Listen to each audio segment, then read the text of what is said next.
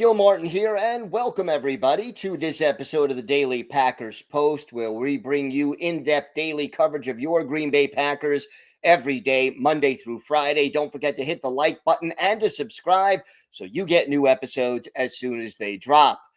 Today, the NFL draft is finally here. Green Bay is hosting, but we're going to talk briefly about two players who the Packers are going to look to extend after the draft. And this is all based on statements made by GM Brian Gutekunst earlier this week, where he was asked about the fifth-year options on both linebacker Quay Walker and defensive tackle Devonte Wyatt. And while he did not commit to the fifth-year options, Gutekunst did say something important. Now, look, basically speaking, Walker would cost the team $14.751 million if they signed him to the fifth-year option. Wyatt would be $13.922 million if they signed him to the fifth-year option. Those are one-year contracts, no signing bonus. The money is guaranteed. You can't spread it out. You can't lower the cap hit. It's not team-friendly. And quite honestly, for what these two players bring to the table, it costs just a little bit too much money. I mean, Walker is a solid starting linebacker, but he is not an elite player, and costing $14.75 million is certainly more of what you would pay an elite linebacker. Walker has led the Packers in tackles in each of his 3 seasons. I like his speed. He has worn the green dot to communicate with coaches before the plays started, but he doesn't seem to just make enough big plays to justify that elite amount of money that you would be paying him under the fifth-year option.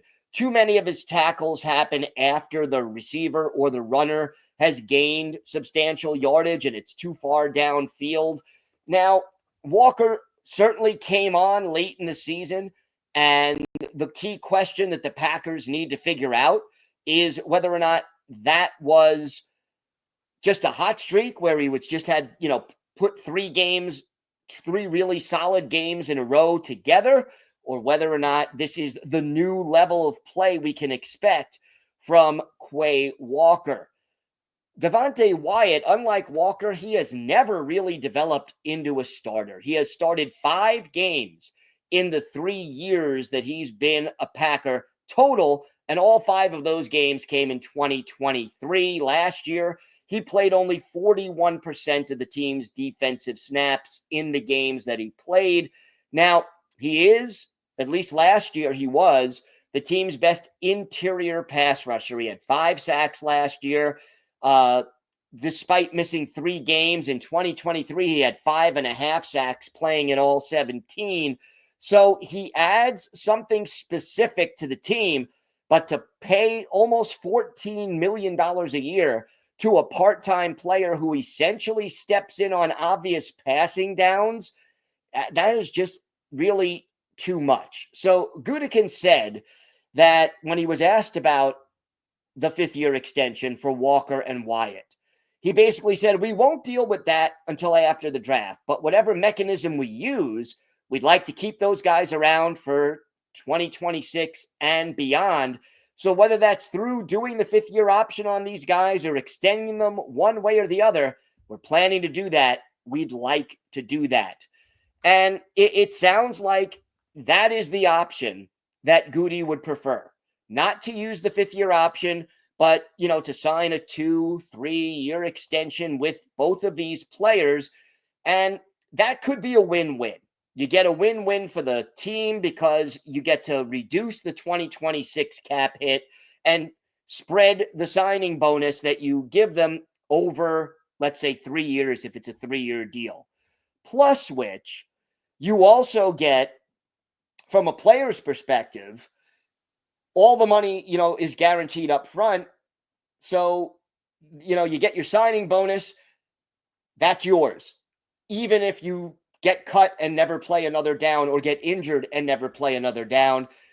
And from a Packers perspective, because the signing bonus is usually the only guaranteed money in the deal, it gives the Packers an out. If Walker or Wyatt do not perform, you can let them go after year 1 or after year 2. And if you structure the deal properly, it doesn't create a huge dead cap hit, and it allows you to get out of the deal without a lot of damage. So it can be a win-win for player and team. The deadline for the fifth-year extensions is May 1st. So the Packers will literally have a few days after the draft is over to figure out what they're going to do. But Gutekunst, I think, will be on the job, and he'll be working on figuring out how to best keep Quay Walker and Devonte Wyatt without having to pay all that money. And remember, they could also sign them to the fifth-year option and then have an extension supersede that. So you use the fifth-year option sort of as a placeholder, and then you sign the extension for 2, 3, 4 years, whatever the case may be. We'll see how it works out, and we'll keep you posted every step of the way.